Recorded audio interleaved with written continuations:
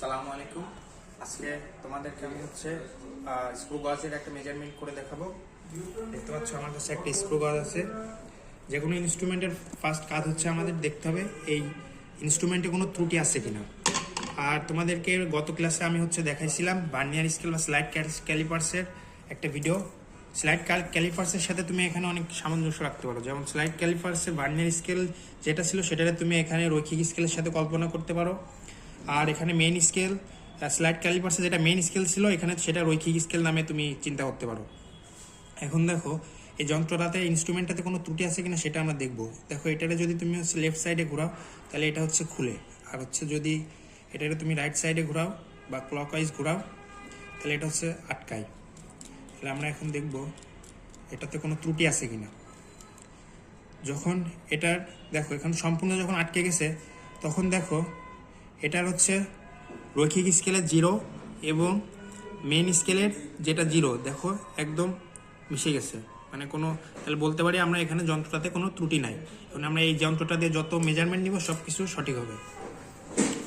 এখন দেখো আমার কাছে একটা রিং আছে, এই রিংটার ডায়ামিটার আমরা মেজার করব বা ব্যাস।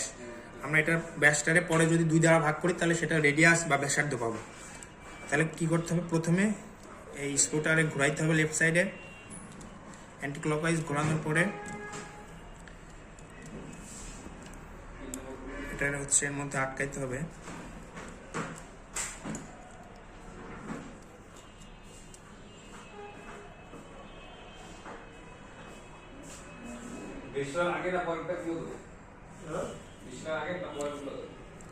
দেখো এখন এটা দেখো এখানে পারফেক্টলি এখানে আটকে গেছে। এখন আমাদের এই প্রথম কাজটা এই ইনস্ট্রুমেন্টটার আমরা লিস্ট কাউন্ট বা লঘিষ্ঠ গণন বা ন্যূনাঙ্ক যেটা বলো সেটা নির্ণয় করতে হবে। স্ক্রু গজের ক্ষেত্রে লিস্ট কাউন্ট বা ন্যূনাঙ্ক বা লঘিষ্ঠ গণন যেটা বলো সেটা পিচ বাই বৃত্তাকার স্কেলের ভাগ সংখ্যা। পিচ বাই বৃত্তাকার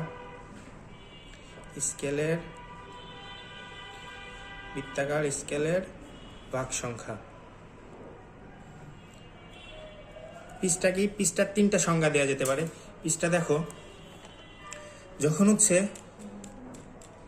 প্রথমত দেখো এই রৈখিক স্কেলের যে ন্যূনতম ক্ষুদ্রতম এক ঘরটা আছে ওইটার যে মান ওটাকে আমরা পিচ বলতে পারি। দেখো রৈখিক স্কেলের ক্ষুদ্রতম এক ঘরের মান 1 মিলিমিটার, এখানে মিলিমিটারে আছে সব। এখানে রৈখিক স্কেলের এক ঘর সমান 1 মিলিমিটার।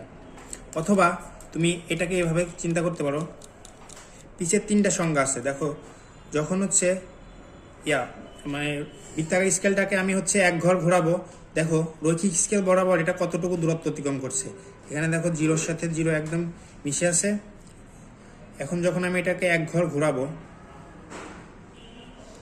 আবার যখন 0টা এখানে আসলো, দেখো রৈখিক স্কেল বরাবর এটা 1 মিলিমিটার দূরত্ব অতিক্রম করছে। তাহলে বৃত্তাকার স্কেল এক ঘর ঘোরানোর ফলে রৈখিক স্কেলে যে পরিমাণ দূরত্ব অতিক্রম করে সেটা পিচ, বা রৈখিক স্কেলে যে ক্ষুদ্রতম এক ঘরের মান সেটাকেও পিচ বলতে পারো।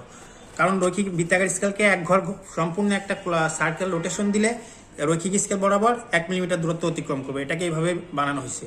তাহলে এখানে পিচ 1 মিলিমিটার ভাগ দেখো বৃত্তাকার স্কেলের ভাগ সংখ্যা। বৃত্তাকার স্কেলে দেখো এখানে 0 থেকে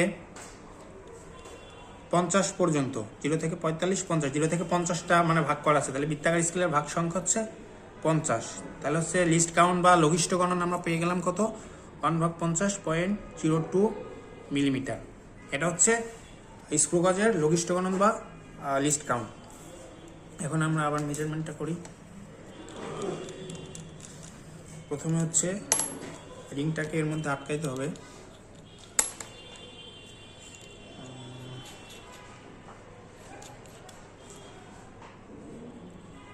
তাহলে দেখো এটা আমরা আটকাইছি এখন রিংটারে স্ক্রু গজের মধ্যে। এখন দেখো রৈখিক স্কেল বা যেটাতে তুমি স্ক্রু গজের মেইন স্কেলের সাথে তুলনা করতে পারো। এটা দেখো এখানে 21 ঘর পর্যন্ত দূরত্ব অতিক্রম করছে। এখন স্ক্রু গজের ক্ষেত্রে আমরা টোটাল রিডিংটা কিভাবে নিব? স্ক্রু গজের ক্ষেত্রে টোটাল রিডিংটা হবে মেইন স্কেলের রিডিং বা রৈখিক স্কেলের মান, রৈখিক স্কেলের মান প্লাস বৃত্তাকার স্কেলের মান। বৃত্তাকার স্কেলের মান।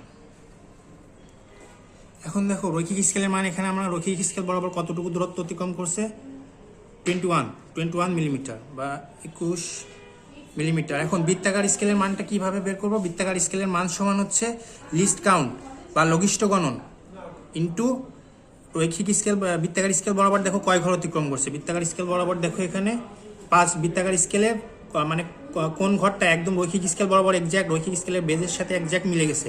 দেখো এখানে বৃত্তাকার স্কেলে 5 ঘর একদম রৈখিক স্কেলের বেস বা যেটা সেটার সাথে একজ্যাক্ট কোইনসাইড করছে। তাহলে এখানে হবে হচ্ছে 5, তাহলে হচ্ছে 21 মিলিমিটার যোগ লিস্ট কাউন্টটা কত ছিল স্ক্রু গজের ক্ষেত্রে এই স্ক্রু গজটার ক্ষেত্রে 0.02 ইন্টু 5, তাহলে হচ্ছে 21 মিলিমিটার যোগ 0.02 10, তাহলে হচ্ছে 21.1 মিলিমিটার। তাহলে এই রিংটার ডায়ামিটার বা ব্যাসটা হচ্ছে কত, 21.1 মিলিমিটার। এখন এখান থেকে যদি আমি রেডিয়াস বের করতে চাই বা ব্যাসার্ধ, তাহলে এটাকে হচ্ছে 2 দ্বারা ভাগ করলে 21.2 ভাগ 2, সেটা হবে এই রিংটার ব্যাসার্ধ। তাহলে আশা করছি সবাই বুঝতে পারছো।